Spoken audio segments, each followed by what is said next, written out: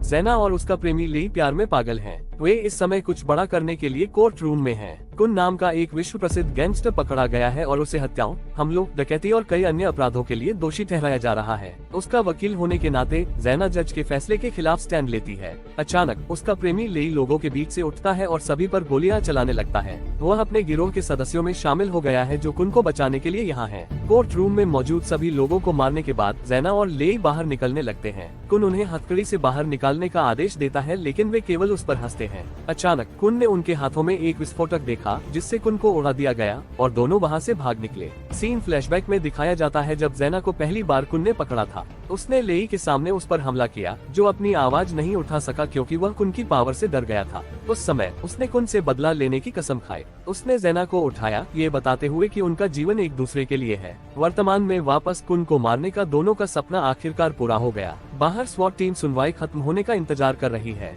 उनका एकमात्र काम कुन को बाहर निकालना है जब तक कि कप्तान गू ने गोली की आवाज नहीं सुनी। आधिकारिक आदेशों की प्रतीक्षा किए बिना वह अपनी टीम के साथ अंदर जाते हैं। उनकी लेई के आदमियों के साथ नोकझोंक होती है। जैना संकट में एक युवती होने का नाटक करती है और गू की पीठ में छुरा घोंपती है, लेकिन वह खुद को बचाने और जैना और उसके प्रेमी दोनों को पकड़ने में कामयाब हो जाता है। लेई एक और विस्फोटक सेट करता है जिससे वह खुद मरता है और गू को हमेशा के लिए अंधा कर देता है। दूसरी ओर जैना अपने प्रेमी के शरीर को पकड़कर रोती है। गिरफ्तार होने के दौरान वह गू को प्यार करने वाले सभी लोगों की हत्या करके उसकी मौत का बदला लेने की कसम खाती है। अगले दृश्य में गू को बताया जाता है कि वह फिर कभी नहीं देख पाएगा। उसका एकमात्र परिवार उसकी बेटी और भाई जैसा दोस्त यान है। वे अपनी पूरी क्षमता से उसकी मदद करते हैं, लेकिन घटना के कारण हुआ नुकसान हर रात गू को परेशान करता है। जनता उसे सभी मौतों के लिए दोषी ठहराती है क्योंकि वह एकमात्र स्वॉट कर्मी है जो अदालत से जीवित निकला। जनता के दबाव के कारण उसकी नौकरी भी चली जाती है। पहले हफ्ते में गू पागल हो जाता है और घर में चीजों को तोड़ना शुरू कर देता है। उसकी बेटी सिया उसे ज्यादातर समय संभाले रखती है, लेकिन उसकी अनुपस्थिति में वह न तो सोच पाता है और न ही काम कर पाता है। आखिरकार उसका वायलिन बजाना उसके आराम करने का एकमात्र तरीका बन जाता है। जैसे जैसे दिन बीतते हैं गू ठीक होने लगता है। वह अब अपने सुनने और अन्य इंद्रियों पर भी काम करना शुरू कर देता है क्योंकि अब वह देख नहीं सकता। एक दिन उसने उसकी ओर फेंकी गई एक गेंद को पकड़कर सिया को चौंका दिया। अपने कौशल का परीक्षण करने के लिए वह उस पर कई गेंदें फेंकती है और देखती है कि उसने कुछ ही महीनों में बिना आंखों के देखने की कला में महारत हासिल कर ली है। यान भी अपने दोस्त से चकित हो जाता है जब गू उसकी उपस्थिति को महसूस करके ठीक ठीक बता सकता है कि वह कहाँ खड़ा है। घटना के 6 महीने बाद सिया और गू एक सिम्फनी प्रतियोगिता के लिए मनुल्ला जाने का फैसला करते हैं। इस बीच जैना अभी भी जेल में है, इंतजार करते हुए जब वह गू को फिर से देखेगी। गैंगस्टर कुन का कांग नाम का एक बेटा था जो जैना को मारने के लिए बेताब था। ऐसा करने के लिए वह उसे मनुल्ला की एक अलग जेल में भेजने के लिए एक याचिका भेजता है, लेकिन जैना को उसके इरादों के बारे में पता है, इसलिए उसने सहमति पत्र पर हस्ताक्षर करने से इनकार कर दिया। सिया और गू मनुल्ला में उतरते हैं और प्रतियोगिता के लिए सीधे थिएटर जाते हैं। प्रदर्शन से कुछ मिनट पहले सिया अपनी रसिन खो देती है और उसकी जगह दूसरी लड़की ले लेती है। जब वह मंच के पीछे अकेली होती है तो पुरुषों का एक ग्रुप उसे जबरदस्ती अपनी कार में खींच लेता है। गू को एहसास होता है कि उसकी बेटी कलाकारों में से नहीं है और उसे फोन करता है। वह फोन उठाती है, लेकिन गू को केवल उसकी चीखों की आवाज सुनाई देती है। वह पार्किंग की ओर दौड़ता है, लेकिन गाड़ी पकड़ने में कुछ सेकंड की देरी करता है। उसके बाद वह जल्दी से पुलिस को फोन करता है। कुछ घंटे बाद गू को बताया जाता है कि सिया की लाश एक नदी के पास मिली है। उस पर तेजाब से हमला किया गया और मरने के लिए छोड़ दिया गया। शरीर की पहचान करने के लिए गू उसके हाथ को छूता है और पता चलता है कि यह उसकी बेटी नहीं है। सिया 10 साल से अधिक समय से वायलिन बजा रही है और उसकी उंगलियों पर मोटी कॉलस है। गू पुलिस अधिकारी को सब कुछ समझाता है, लेकिन वह उस पर विश्वास करने से इनकार कर देता है। उनका कहना है कि उसकी जेब से मिला पहचान पत्र सबूत है और आगे कोई कार्रवाई नहीं की जाएगी। गुस्से में गू अधिकारी पर हमला करता है और घटना को टीवी पर लाइव दिखाया जाता है। इस बीच जेल में जैना समाचार देखती है और गू को दुखी देखकर खुश होती है। ये पता चलने के बाद कि वह मनुल्ला में है, वह मनुल्ला की जेल में जाने के लिए सहमति पत्र पर हस्ताक्षर करती है। अगले दृश्य में वह नई जेल के रास्ते में नकाबपोश, जंजीर और कई गार्डों से घिरी हुई है। अचानक वाहन रुक जाता है और जैना अपने हाथ में बंदूक लेकर बाहर आती है। 1 मिनट से भी कम समय में सभी को अंदर ही मार देती है। वह पीछे चल रहे सभी गार्डों पर भी घात लगाकर हमला करती है और अंत में भाग जाती है। जब कांग को भागने के बारे में पता चलता है तो वह गुस्से में एक गार्ड को मार डालता है। वह अधिक आदमियों को उसे जल्द से जल्द ढूंढने का आदेश देता है, यह मानते हुए कि उसके पिता की आत्मा को शांति उसकी मौत से ही मिलेगी। कहीं और गू हथकड़ी में है। कहा जा रहा है कि उसकी बेटी मर चुकी है। उसे पता चलता है कि पुलिस उसकी मदद नहीं करेगी और इसके बजाय उसे घर वापस भेज देगी। इसलिए जब उसे मौका मिलता है तो वह उनमें से 2 को मार गिराता है और भागने की कोशिश करता है। उसे यह नहीं पता है कि जैना आगे की सीट पर बैठी थी और उसके लिए इंतजार कर रही थी। उसे तुरंत मारने के बजाय वह एक अच्छी पुलिस अधिकारी बनने का नाटक करती है जो उसकी बेटी को खोजने खोजने में उसकी मदद करेगी। फिर हमें सिया को कई अन्य लड़कियों के साथ देखने को मिलता है। उनका अपहरण गैंगस्टर कान के अलावा किसी ने नहीं किया है। वो एक विशाल ट्रैफिक रिंग चलाता है, दुनिया भर से लड़कियों का अपहरण करता है और उन्हें डार्क वेब के जरिए बेचता है। वह सिया की सुंदरता के कारण उसमें ज्यादा रुचि लेता है और उसकी कीमत बढ़ा देता है। साथ ही चुनकी ज़ेना को कान के ट्रैफिक रिंग के बारे में सब कुछ पता है।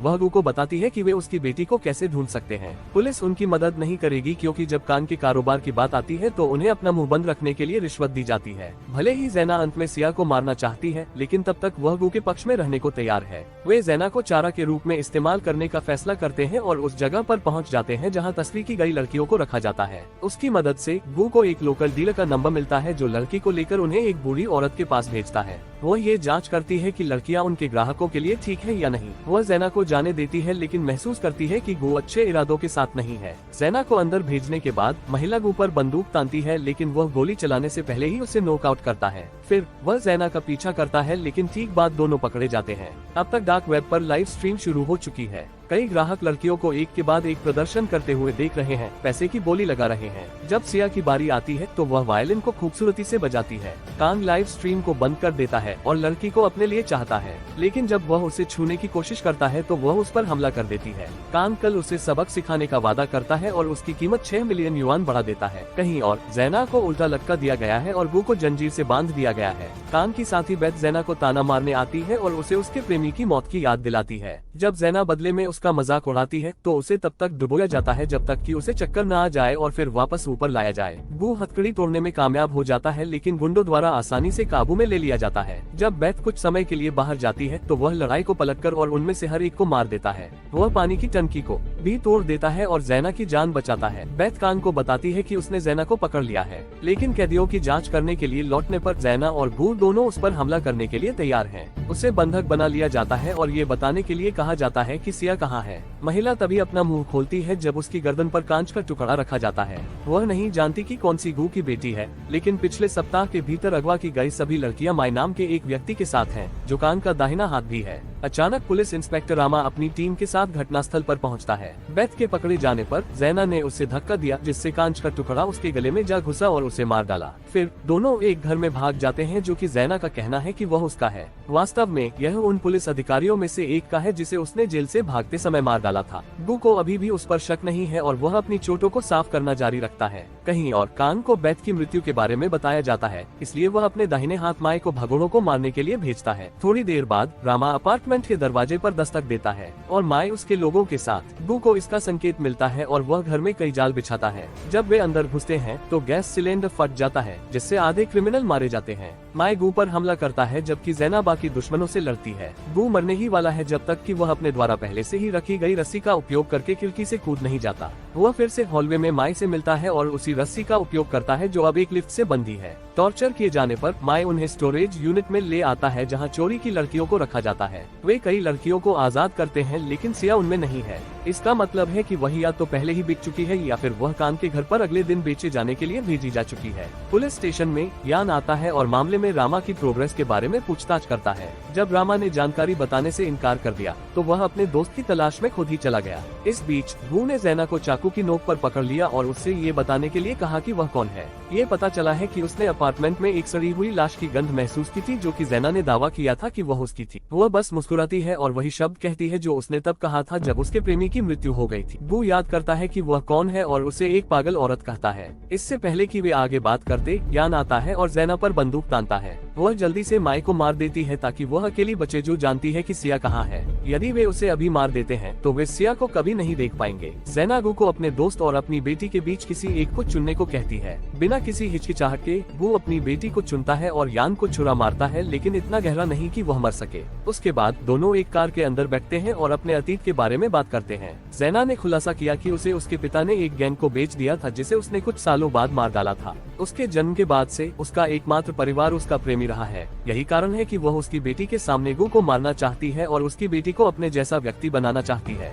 गू कहता है कि यह सजा उसे मंजूर है, लेकिन पहले उसे अपनी बेटी को बचाने के लिए उसकी मदद की जरूरत है। उसके बाद वे एक लोकल काला बाजार बंदूक विक्रेता के पास जाते हैं। वो एक बिचौलिया था जिसने ज़ेना को गैंगस्टरों को बेच दिया था, इसलिए हथियारों और गोला बारूद की पूरी बस चुराने से पहले वह उसे मार देती है। एक चीज जिसे गू लेना नहीं भूलता वह है उस आदमी की उछलने वाली गेंदें। अगले दृश्य में सिया को अगले डार्क वेब लाइव स्ट्रीम के लिए बाहर लाया जाता है। कान उसे या तो उसके साथ रहने या किसी अजनबी को बेचे जाने का विकल्प देता है, लेकिन जवाब में सिया कहती है कि उसके पिता उसे लेने आ रहे हैं। तभी गाड़ी गेट से अंदर घुस जाती है और जैना सभी पर बेरहमी से गोलीबारी शुरू कर देती है। चूंकि वह वाहन द्वारा सुरक्षित है, इसलिए उन पर चलाई गई कोई भी गोली उसे नहीं लगी। लड़ाई के बीच गू सिया पर एक उछाल भरी गेंद फेंकता है, ये बताने के लिए कि वह यहाँ है। वह सुरक्षित रूप से गेंद को अपने पास रखती है, उसके वापस घर ले जाने की प्रतीक्षा कर रही है। गार्ड को मूर्ख बनाकर दोनों से लड़ने के लिए बाहर भेज दिया जाता है, जबकि वे पहले ही घर में घुस चुके हैं। वे लाइट बंद कर देते हैं और एक के बाद एक सभी गार्डों को मारने के लिए आगे बढ़ते हैं।